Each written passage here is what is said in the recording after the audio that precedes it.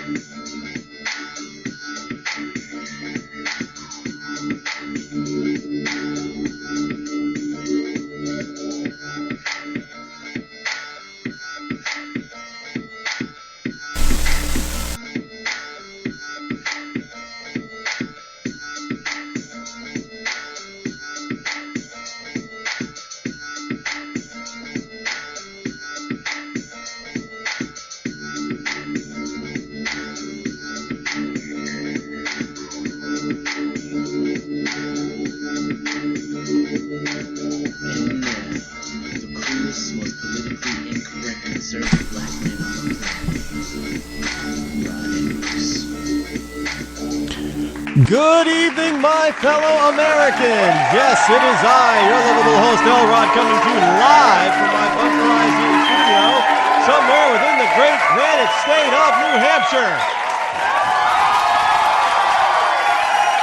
Yes, we are live back from our Thanksgiving holiday break. It is Tuesday, November the 28th in the year of our Lord, 2012.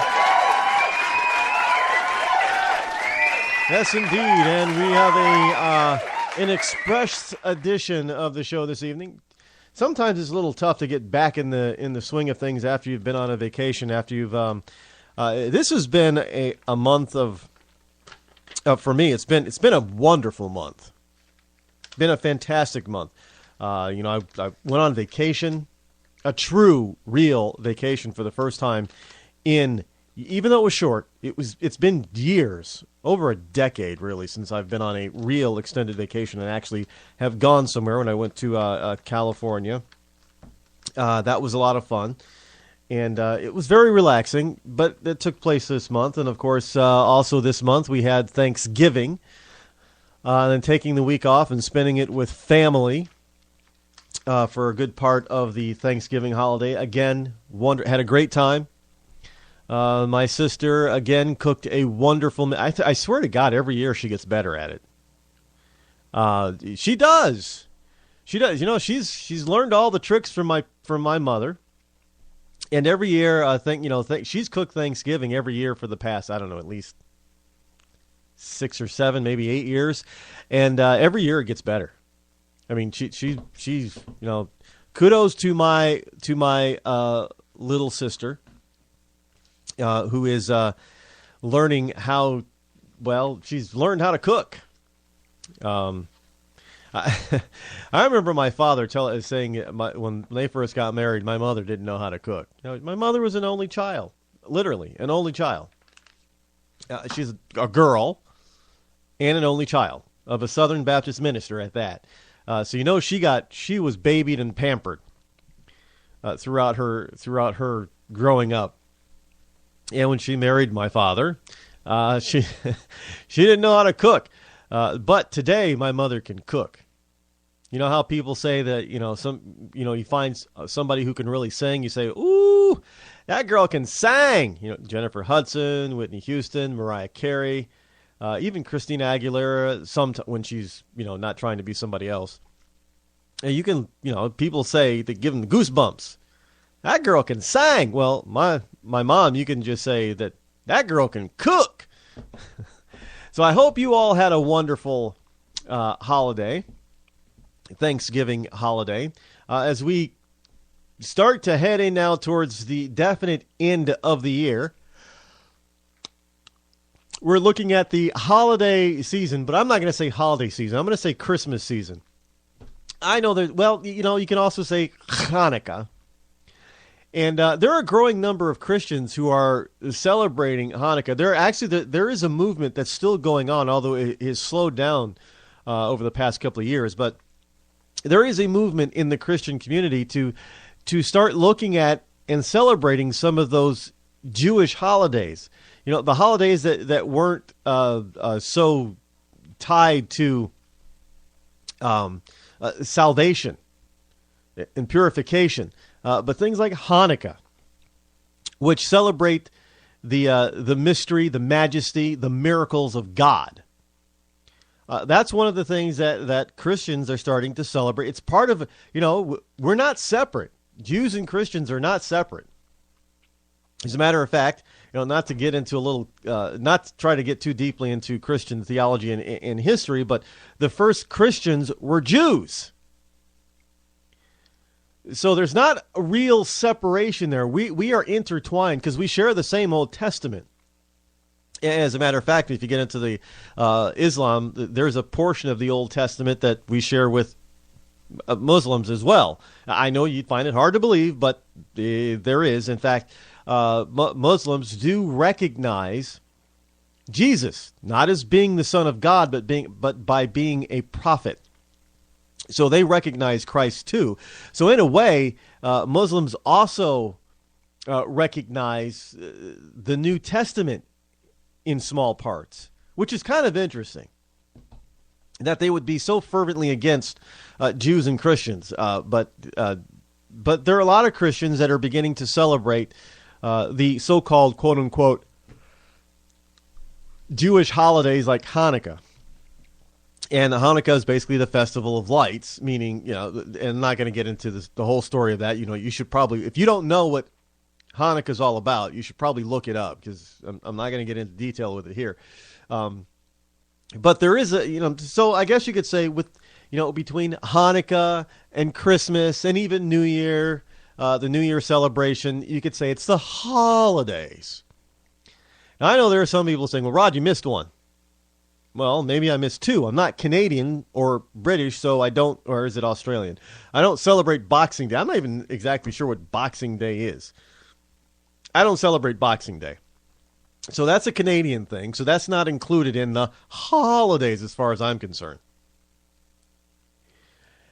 And I, for one, will not celebrate a made-up holiday by a former Black Panther terrorist called Kwanzaa. Hell, even African. I know quite a few Africans. None of them know what Kwanzaa is, and you try to explain it to them and tell them what it is, and some of them will look at you and say, well, that's just stupid. I've actually had a Nigerian look at me and tell me that that's just stupid. Just saying. So I don't follow that at all. I know I know a lot of black there, and it kills me when whites say, do you celebrate or do you celebrate Kwanzaa? Why? Just because I'm part black, I should automatically celebrate it? No. The reason why I bring it up is simply because it's supposed to be a black holiday, glorifying and representing and celebrating black heritage. Now, I always ask, well, what exactly is black heritage nowadays? Yeah, we got the slave part. Yeah, we got that down. We don't want to really celebrate slavery. So that can't be it. They don't even like to go back. You remember the old slave songs? Wade in the water, wade in the water. They don't even want to sing those anymore. They don't want to teach those because that's our slave days, Rod. We don't go back to that. Okay, so now what's left? We've got modern times since the 60s especially, 70s especially, where black history, culture is one of severe lack and poverty. Is that what we want to celebrate so we get more of it? Or are we trying to celebrate the time between the end of slavery and civil rights when blacks were considered to be second-class citizens? Is that the heritage we want to celebrate too? I'm not saying to forget this stuff. Absolutely not. We should know it. We should learn it. We should remember it. But celebrate it? I don't see any course of celebration there. So I don't bother with Kwanzaa. So I don't consider that within my holiday repertoire for this time of year. But I don't usually run around saying Happy Holidays. No, I say Merry Christmas. Because I'm a Christian. I say Merry Christmas. And it really isn't Happy Hanukkah. If you actually look at Hanukkah and what it's celebrating, yes, it's a miracle. It's a miracle that took place, but it's not a miracle over happiness. I'm not going to run around saying Happy Hanukkah because it's not a happy moment. Not really. Just saying, but we've got some blacks that are running around. Is this discrimination, reverse discrimination? We've got some blacks running around talking about the Jesse Jackson seat in Illinois. I don't know. Does Jesse Jackson celebrate Kwanzaa? I don't know. I've never asked. It's irrelevant. He's not looking very good either. I mean, not that it really matters, but I don't. Jesse Jackson Jr. is not exactly a. He's not a 10. Let's put it that way, on a scale of 1 to 10. He's not a 1 either, but he's not looking very. I get this is whatever he's been going through. His mental issues and his criminal issues. It's taking a toll on him. He's not looking very well.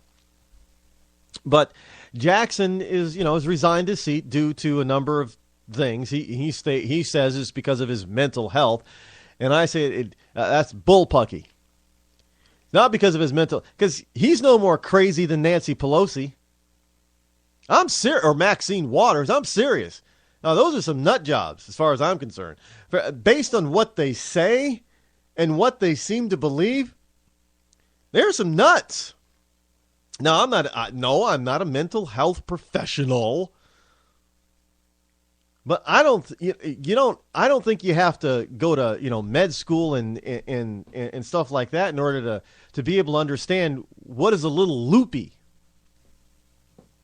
and what beliefs are really kind of loopy and what these people have said. And they're not the only liberals out there. I mean, there's even some conservatives Republicans that are a little bit loopy too. But they're kind of crazy. Clinically crazy? I don't know, but just, socially crazy? Absolutely. Politically crazy? Definitely. Are they actually clinically, mentally crazy? Could be. I don't know. But, again, it's not my professional medical opinion.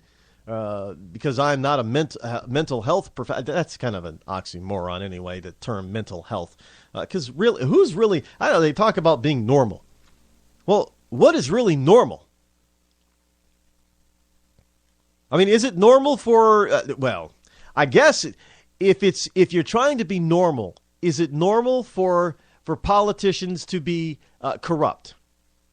Well, yeah, looking at the history of certain states and of Washington, D.C., you could say, yeah, that's pretty normal. As many people have been caught in corruption scandals, and we know that there are those that haven't been caught, we can say it's pretty normal. Now, is that a normal that we want to perpetuate? Well, hell no. So the normal, I guess, for Jesse Jackson Jr. is this is to be a black seat. Now, whatever happened to being colorblind and blacks not being racist? Well, here's the deal, and this is even on Politico. Blacks fret free-for-all for Jesse Jackson Jr. seat. Yes, black leaders are growing increasingly worried that a white candidate might seize the seat of former Democratic Representative Jesse Jackson Jr. in the upcoming Illinois special election. Now, with a host of black candidates announcing their intention to run, the concern is that they could split the African-American vote and provide a plurality to a white contender. The worries escalated this week after former Representative Debbie Halverson A white Democrat and veteran of suburban Chicago politics threw her hat